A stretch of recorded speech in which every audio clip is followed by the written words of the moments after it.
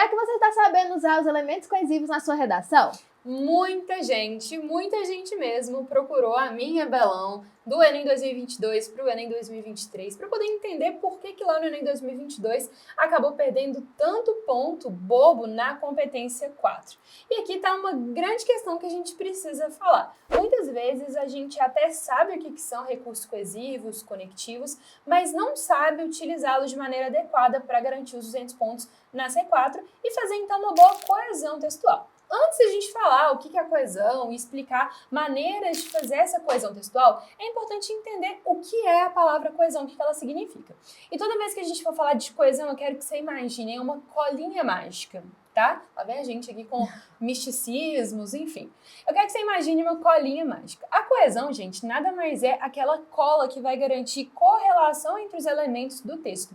E existem duas formas base para a gente poder fazer isso. É a coesão referencial e a coesão sequencial. Bora entender a diferença?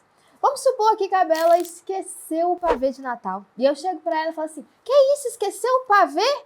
Pelo amor de Deus, isso foi inadmissível.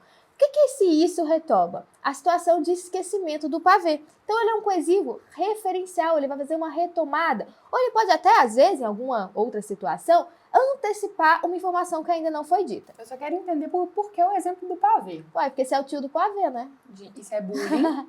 Exige o próximo, vou processar. As suas piadas são incríveis, gente. Depois ela vai fazer um vídeo aqui só contando piadas pra vocês verem. E vai ser o vídeo mais engajado deste canal. Vão dar engajamento por dó.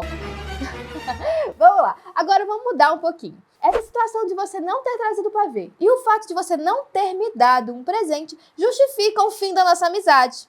Esse "e" que vai unir as duas frases. Essa situação de você ter esquecido o pavê e o fato de você não ter me dado presente. Tá vendo que esse "e" não retoma nada, nem antecipa nada? Ele simplesmente une. Ele vai dar encadeamento na sequência ali de ideias.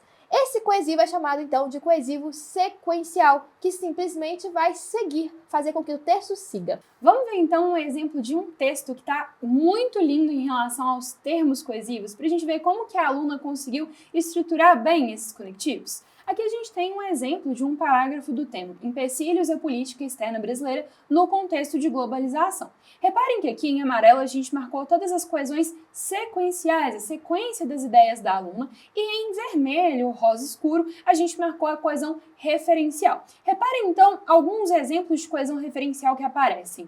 Tal conceito, essas atividades, dessa integração, ela, isso, tal novamente. Reparem que para a gente entender qual que é o elemento que está sendo referenciado ali, a gente precisa de ler o parágrafo como um todo, né? Então eu sei que tal conceito retrata globalização, então eu consigo retomar ali no meu texto. Em paralelo, essa aluna também faz o uso da coesão sequencial. A coesão sequencial é aquela em que a gente vai trazer uma sequência a outra, né? Como a Belão comentou aqui. Então a gente tem o conforme, o e, apesar, entretanto, devido, são todas palavrinhas, gente, que por si só significam algo, elas não precisam referenciar outras coisas.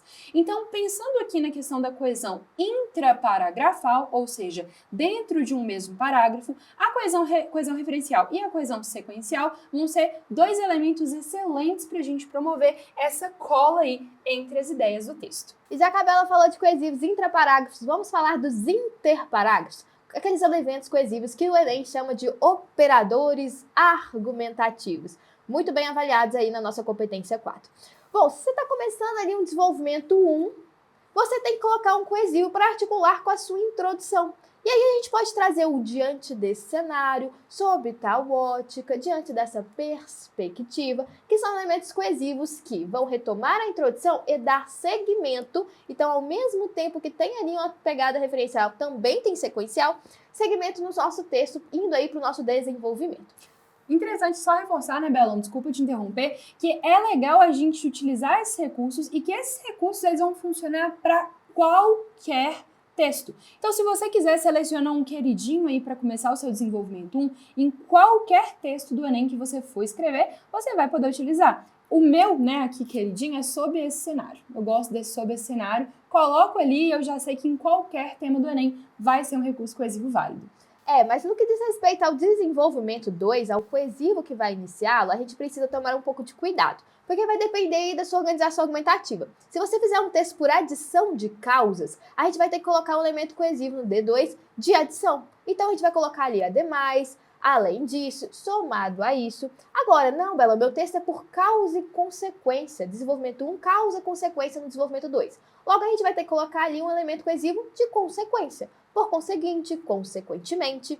Ah, não, vou fazer uma contraposição. Vou colocar um ponto positivo no D1 e um ponto negativo no D2. Uai, então nós temos que fazer aqui uma oposição, né? Logo, o coesivo também tem que refletir essa situação. Então, a gente vai colocar um entretanto, no entanto.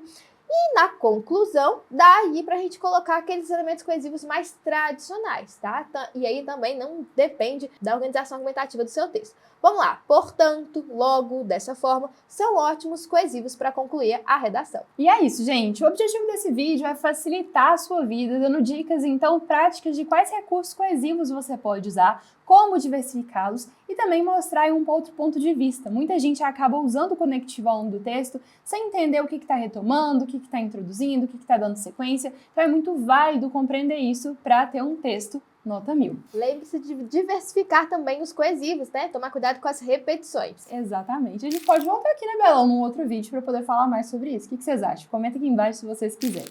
Galera, não se esqueçam de entrar de fato para a comunidade da autoria, se inscrevam no canal e divulguem aí as boas novas da autoria para a galera que você conhece, para que esse ano seja o último Enem da vida deles. Um beijo e até o próximo vídeo. Beijos! Tchau, tchau!